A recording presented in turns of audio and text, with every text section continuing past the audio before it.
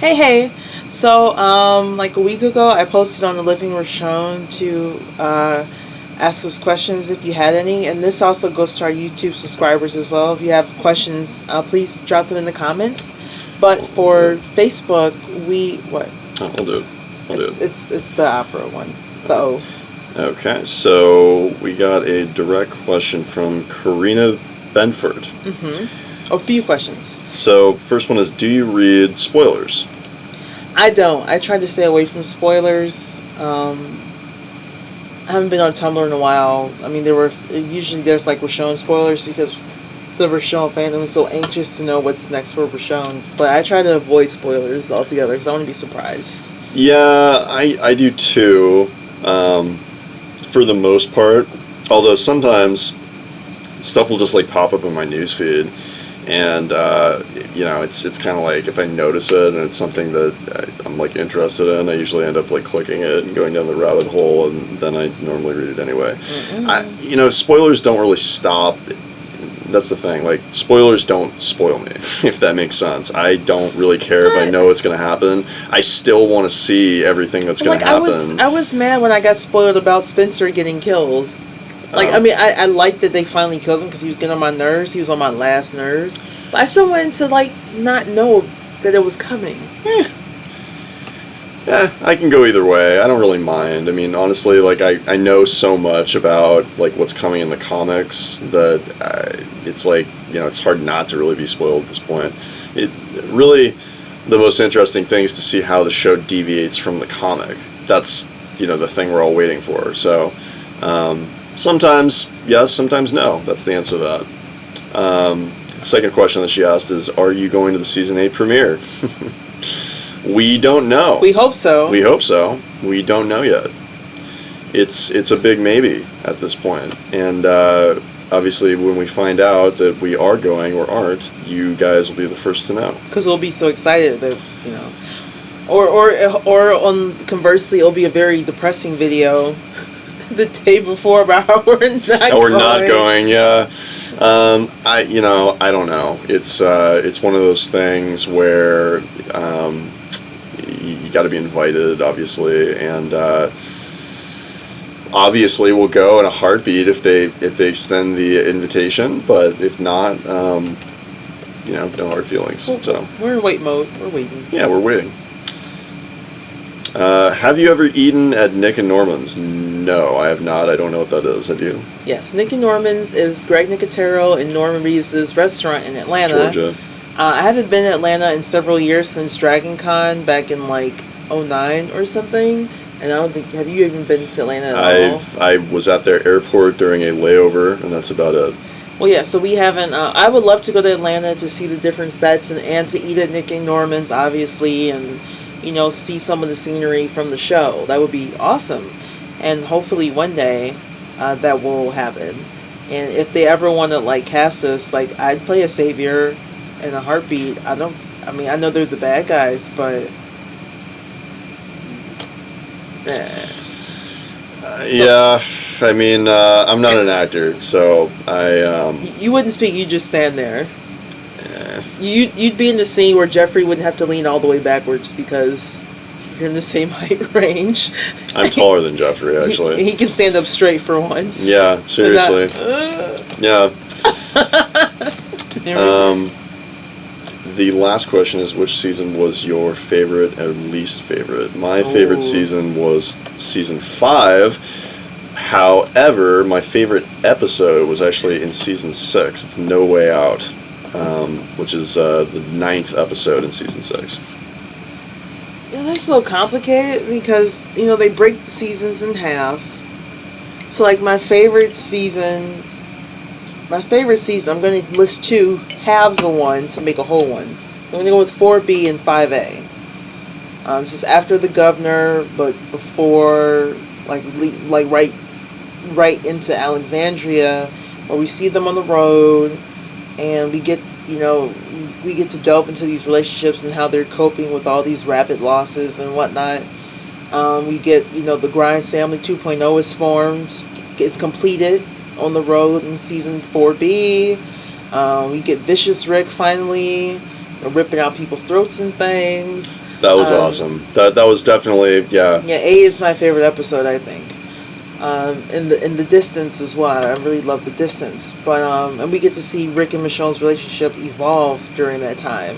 Like it's when it gets really solidified is during 4B and 5A. But my least favorite will probably be 5B and 6A because I'm not gonna lie, I couldn't stand all that Supercuts bullshit. Like her whole character was just useless and pointless. I was waiting for that bitch to die. I shouldn't say it like that. That's how I feel. I was sick of seeing her face on screen. Like, it would make me really aggravated. I'm like, oh, when are they gonna kill this heifer? Like, oh, okay, she's still alive. Okay, we're gonna really be doing this. Okay, this is such a waste of time. I didn't like it. I didn't have anything against Jessie. I didn't really understand. To me, it just seemed like she was there, and she was Rick's, sort of like place to lean in his time of need when he was like worried about. When he was depressed, or when he was drunk. When he was depressed or drunk. I'm not making that up. I do like. Rewind it. I do like that he, beat the shit out of her abusive alcoholic husband, because that guy was a piece of shit, and I greatly relished in watching Rick pound his face in. That guy needed to be taught a lesson. He did, but I'd rather have seen Carol like slice him open, frankly. Yeah. That her. Well, he did. Her cornering him was more satisfying to me than Rick's dumb fight with him over whack ass Jessie. I'm sorry. He got shot like in the face by Rick at the end of the season, which was a good moment just because it was funny to watch Morgan witness that and then be completely like horrified by what he just witnessed. Yeah. I liked season 6, and I don't think it's like the best season, but I liked it. My least favorite season is season 7, honestly. And not because I don't think that it like wasn't well done or anything. It was just like so hard to watch. I mean, there's just like so many episodes that were just like downright painful to watch. Like watching Norman, like eating dog food sandwiches, and oh god, it just easy street. Yeah, I mean, it was difficult to watch the characters that we all know and love just be tortured, essentially, like, for the whole season in one way or another, both physically and psychologically. The only thing about season 7, I'll say, is I think they had too many bottle eps, and I think that I personally felt cheated out of seeing more development with Negan and Sasha, because I felt like his interactions with her, and also with Carl to an extent, showed like another level to him that we weren't seeing with his interactions with the Saviors or Daryl or anyone else. Like, they were able to extract a different layer of Negan, excuse me, than we had been seeing, and I thought that was interesting. I wanted to see more of that dynamic, and then of course, Sonequa Martin Green went over to Star Trek, so that sucked. She moved on to bigger and better things. I just wish she had half a season more. Which, by the way, starts tomorrow night. Oh, yeah. I was never into Star Trek, though. I feel obligated to watch, but I was never. I mean, I'm not a Star Trek fan, really. I mean, I watched The Next Generation because of the fact that I love Patrick Stewart. But that's about it. Oh, Patrick Stewart. Yeah, he's a delight. I love Patrick Stewart. Man, if they could give him some kind of a role on The Walking Dead, if they could just find him in like a shack somewhere or something. Ooh. Dude. I know this isn't one of her questions, but I want to give a quick rundown of actors that I would love to see on The Walking Dead. Okay. I would love to see. Okay, so you want Patrick Stewart. Why am I trying to blank now? I want to see Anthony Starr. I want to see James Marsters. I want to see, name somebody. Okay, well, maybe actually I'll explain those two, because there's probably a lot of people who don't know who Anthony Starr is. So, James Marsters, obviously, he's from Buffy the Vampire Slayer, and he plays Spike, which is like one of the biggest. I didn't watch that show, but she's really into that. Buffy fandom. Yeah. Anthony Starr is actually from a show that I equally love just as much as The Walking Dead, called Banshee, which is already over, and probably most of you have never heard of it because nobody's heard of it.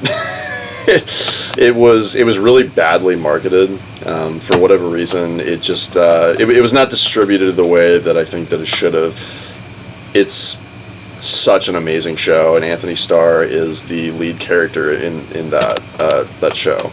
And he's really great at like emotional acting. Yeah. So is James Marsters, and also Peter Dinklage is another one who I would love to see on the show, working against Andrew Lincoln, because they're all able to convey emotion with just their faces without act. Yeah. They don't need dialogue, you know. So Yeah, which is one of the marks, I think, of like a true actor who can, like, if you can use just your face without any dialogue or body language to get an emotion across, that's pretty amazing. It's hard to do. It's really hard to do. Yeah. So. Yeah. Oh wow. Okay. So I guess those were. So those were. Miss Benford, thank you for taking the time to give us some questions. And anyone on our YouTube, if you have questions, please drop us comments and we'll do another video. Also, on those who are watching us on The Living We're Shown, please drop comments on this video if you have any questions. Yeah, and if you guys like our reviews and what we have to say, and all of our stuff, go ahead and subscribe to our YouTube channel here, and also check us out on Instagram at RLRashone, and also like our Facebook page at facebook.com/TheLivingRashone. Hope to talk to you guys soon.